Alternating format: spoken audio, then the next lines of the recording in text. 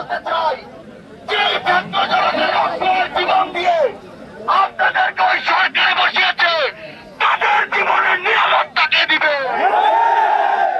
Police প্রশাসন নতুন করে ওই চেয়ারগুলোতে বসিয়েছে, সেই পুলিশ প্রশাসন এখনো কেন বাংলা সিনেমার পর, ওই মুভির পর, ঘটনা ঘটার পর রাজপথে আসে?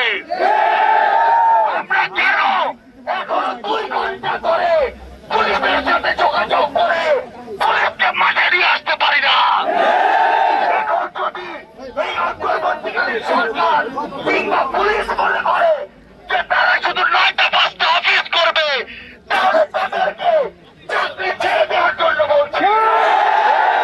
আমরা স্পষ্ট করে বলতে চাই, রক্ত আর জীবনের বিনিময়ে এই ছাত্র জনতা এই বাংলাদেশকে মুক্ত করেছে, তাদেরকে জীবনের নিরাপত্তা দিতে হবে। আমরা দেখেছি খুনি হাসিনার আওয়ামী লীগ, যুবলীগ, ছাত্রলীগের সন্ত্রাসীরা এখনো গাজীপুরে ঘুরে বেড়াচ্ছে। এই সন্ত্রাসীরা এখনো সোশ্যাল মিডিয়ায় আমার যোদ্ধাদেরকে হুমকি দিচ্ছে। এই অন্তর্বর্তীকালীন সরকার, এই স্বরাষ্ট্র মন্ত্রণালয়, এই পুলিশ, এই ইন্টেলিজেন্স যদি আজকে রাতের মধ্যে গতকালকের হামলার সাথে জড়িত ওই খুনিদেরকে গ্রেফতার না করতে পারে, তাহলে আমাদেরকে তাদের বিপক্ষে দাঁড়িয়ে যেতে হবে। স্পষ্ট করে বলি, বিগত দিন ধরে আমরা গ্রেফতার খেলা দেখতে পাচ্ছি।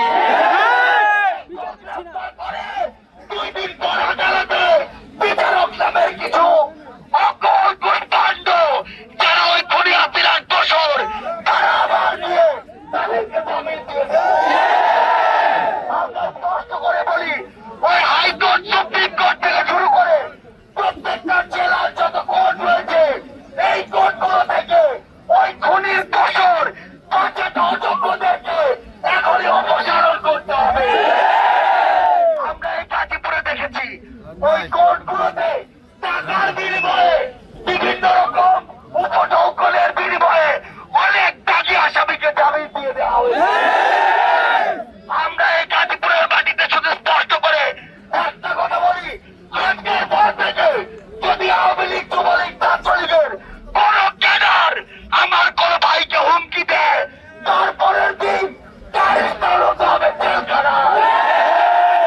আমার কোন ভাইয়ের গায়ে যদি একটা দাগ লাগে আর প্রশাসন যদি সেখানে তার কাজ করতে ব্যর্থ হয়, তবে সেই দাগ